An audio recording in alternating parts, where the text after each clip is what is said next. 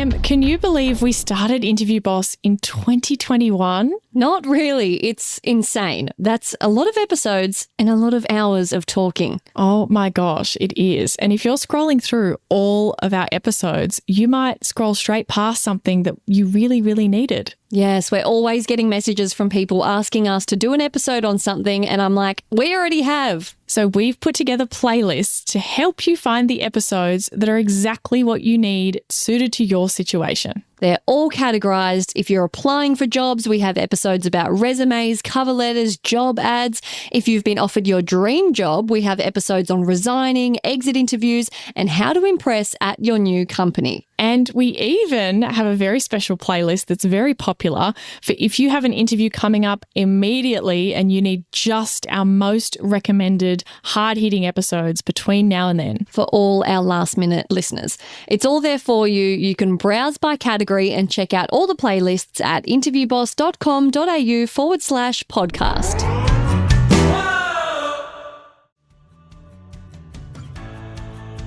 I'm not an egg for you to sit on, like a hen. Hey everyone, and welcome back to Interview Boss. My name's Emma. I'm a radio journalist who's teamed up with my sister to give you advice, inspiration, and support when you're looking for a new job. Sarah is a HR and recruitment professional, and together we're excited to give you all the tips, tricks, and behind-the-scenes knowledge to help you in your career. Hey, Em, and welcome back, everyone. Em, who are we giving a big fat shoot your shot shout out to this week? This week it goes to Lorraine, who bought us 3 coffees. What an absolute sweetie. She said, I'm resigning my job today, in caps locks. I'm putting in my 2 weeks during lunch and I'll start my new job on June 5th.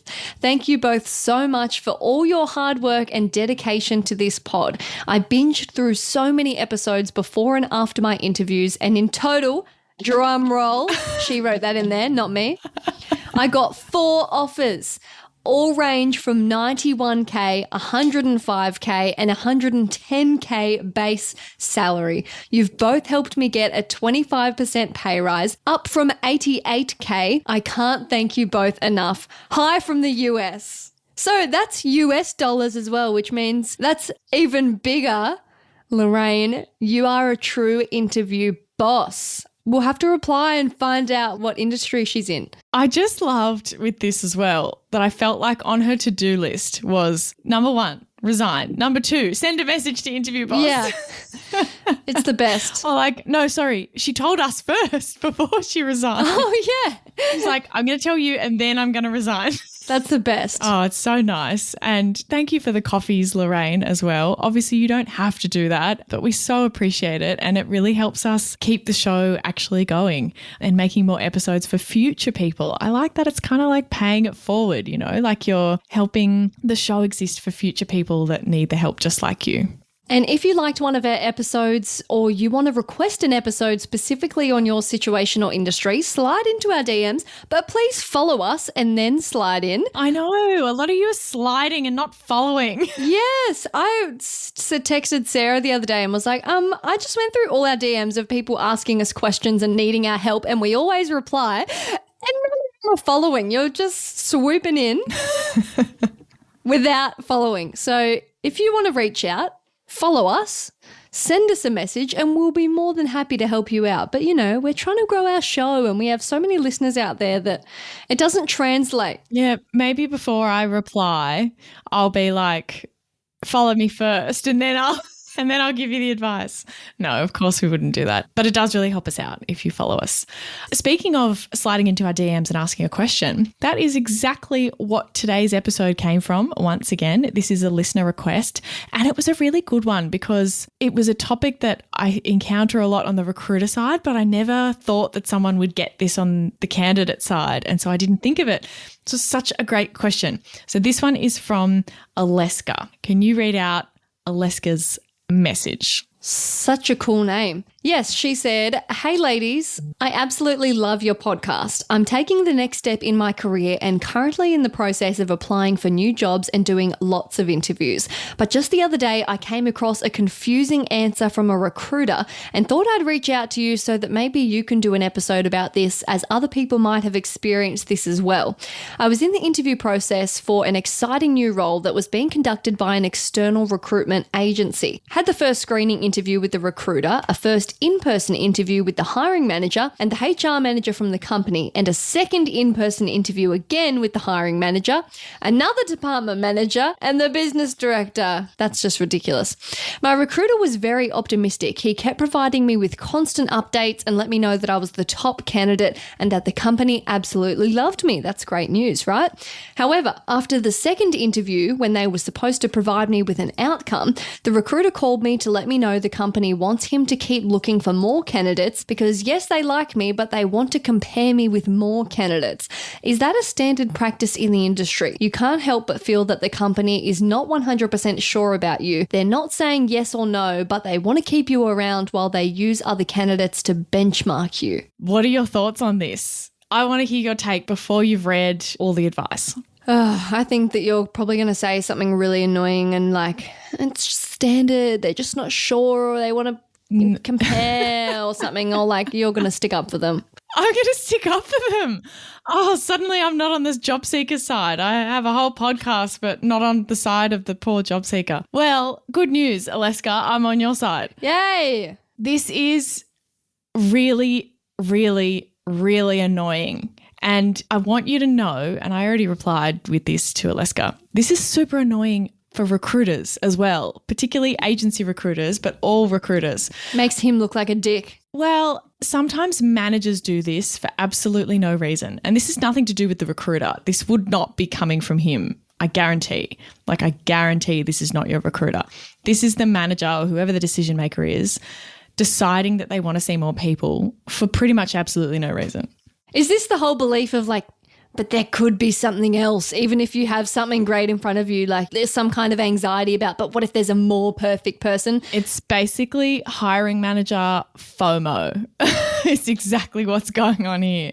Fear of missing out of someone else. And it's just really frustrating to recruiters as well. It's a strange way to do things. Yeah. So I've actually had this happen a lot when I have been hiring roles. You find an incredible person and you're like, oh my God, this is perfect. This is the perfect person. We met them early on in the process. You send them to the interview and the manager's like, oh, but I'd still like to have 2 more interviews with 2 other candidates. Like I want to see 3, but only send them to me if they're really great. You're like, well, do you mean we're going to wait on someone who's perfect for me to find you 2 more options that you're not going to choose?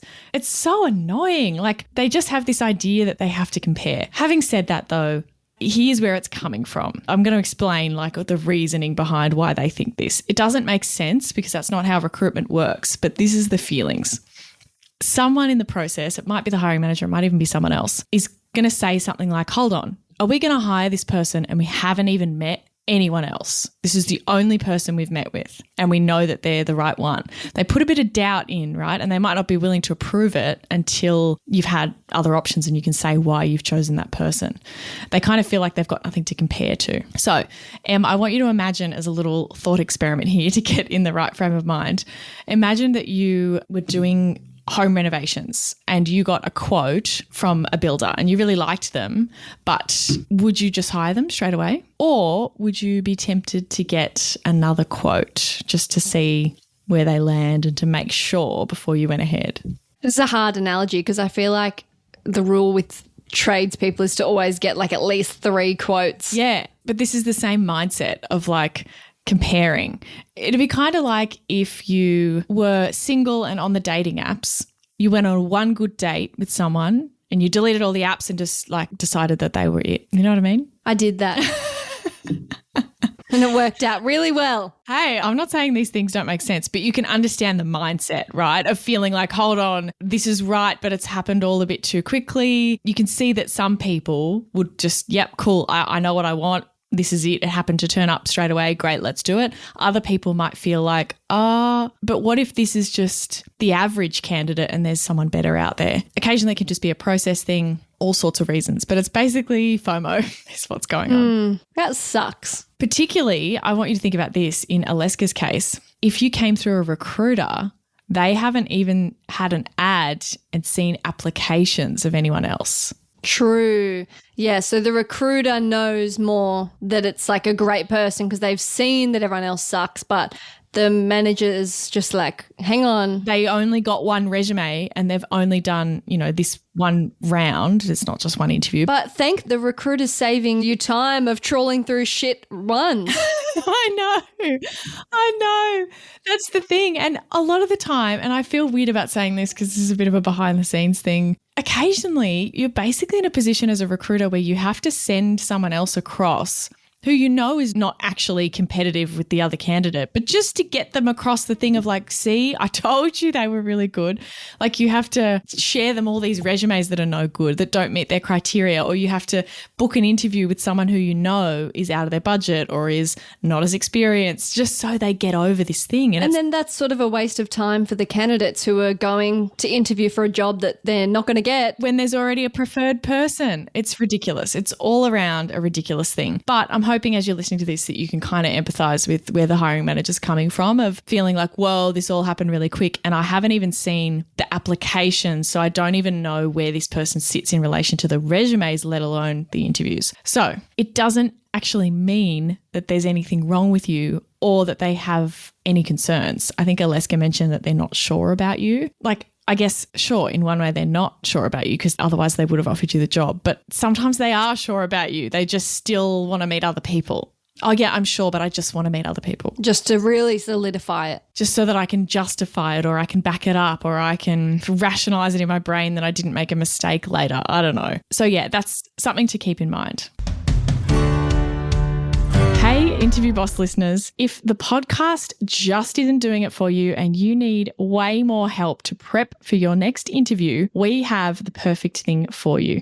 Interview Academy. Em, tell us all about it. This is huge. This is the love child of Sarah after doing hundreds of one-on-one coaching sessions, finding out what people struggle with the most, common mistakes. Sarah has created the ultimate course that you can do in your own time, self-paced, heaps of modules, videos, interactive quizzes, a workbook that will become your Bible by the end that you can take with you into your interview, because if you're a long-time listener, you know that we endorse taking notes into your interview. It's a game changer. Check out more about it at interviewboss.com.au/interview academy.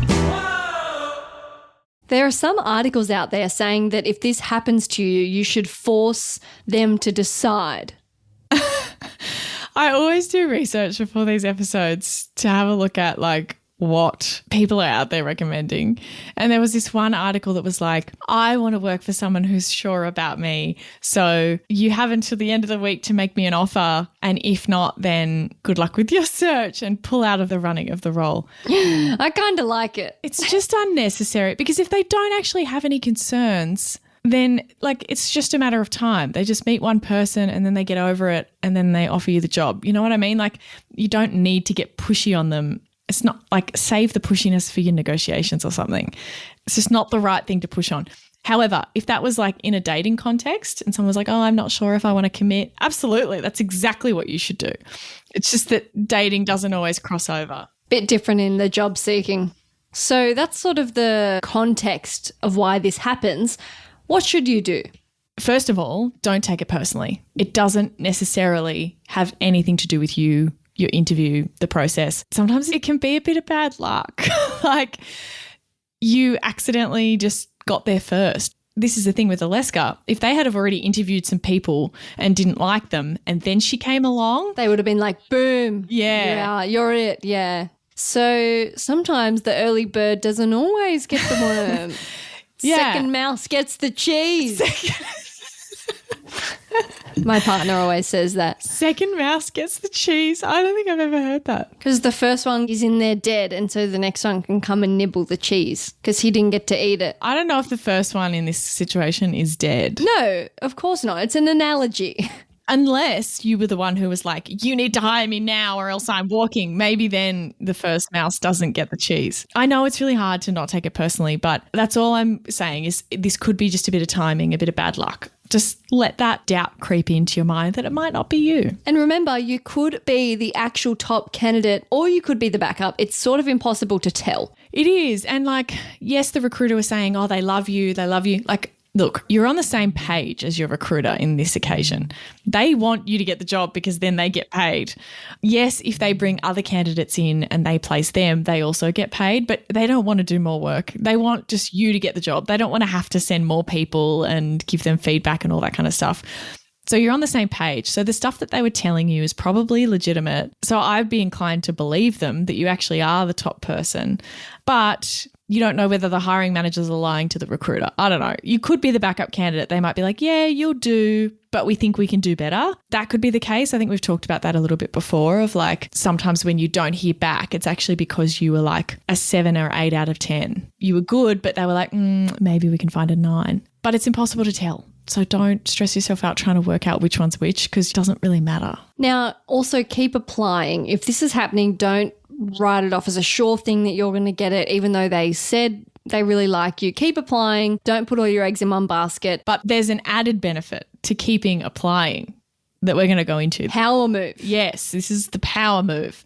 So you should keep applying. And I always say to people when they're like, oh, I'm waiting and I haven't heard and there's another round and they've surprised me and now they need to do references and they just keep dragging it on. Keep applying for other jobs. You don't have that job until you have the offer. Anything could happen. You might get offered it tomorrow. Great. Well, then you say no to all those interviews that you might be being invited for. But if you don't get it, then you're already in the process with other jobs. So it works for that reason. But here's the power move. With that recruiter that you're working with or with an internal company or whatever, either way, keep them in the loop that you're still applying. Oh yeah, I saw a really interesting role the other day. I've applied for that.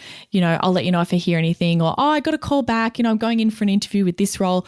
Tell them that stuff. Now, I'm not suggesting that you make up that you have other interviews because if this one company drags it on, the recruiter's going to be like, so what happened to that interview that you had? Will the recruiter potentially then go to the manager and be like, look, they're interviewing. We do not want to lose her. She's amazing. You're going to regret this. And that'll smack them right out of their stupid FOMO. That's exactly right. That is exactly right. Because I guarantee you, he or she, the recruiter, is already saying this. And I think it was a he. So he is probably already saying that, oh, look, you don't want to lose these candidates. It's a really tough market. Trust me as the recruiter. These people are hard to find. And they'll be like, well, keep her warm. That's what managers say. I'm not an egg for you to sit on. Like a hen. Yeah. And like there's only so many things that you could do to keep someone interested whilst they're just delaying. Time is a massive thing. More than a week and a half, like I'm gone. Once it gets into weeks and of waiting. And this is why I say keep applying because people just hang in there and then they get dragged around, they got nothing else, and then they finally find out that they didn't get it and it's been ages. That's why I want you to keep applying because I don't want you to lose time in this, stuff around. But help out your recruiter by applying for other things and getting interviews so that they actually have evidence. Well, she told me that she's actually going for an interview with one of the big banks next week. So I think you want to make sure that you get an offer by the end of this week. Can we commit to that? Oh yeah, okay, we'll make a decision. We don't want to lose her. We don't want to end up with no one. So that can actually help them on your behalf. So that is our power move for this episode. There you have it. That is your how-to on what to do if you're told that they want to have a squeeze elsewhere. Yeah, the FOMO from hiring managers, that's how you battle it. And look, we're all in the same boat on this one. It's really frustrating. Some people are like, I would like to meet 5 people, but only if they all meet my criteria. And you're like, well, there's not enough people who meet your criteria. What do I do? We're all in the same boat. It's really annoying. Hang in there. Thanks so much for listening to Interview Boss. If you like hearing the sound of our voices, hit that follow button in Apple or Spotify, or better yet, tell someone about the show. That's how we can hit the charts so we can help even more people. For more advice, behind the scenes, and helpful tips that you can save, check us out on Instagram at Interview Boss.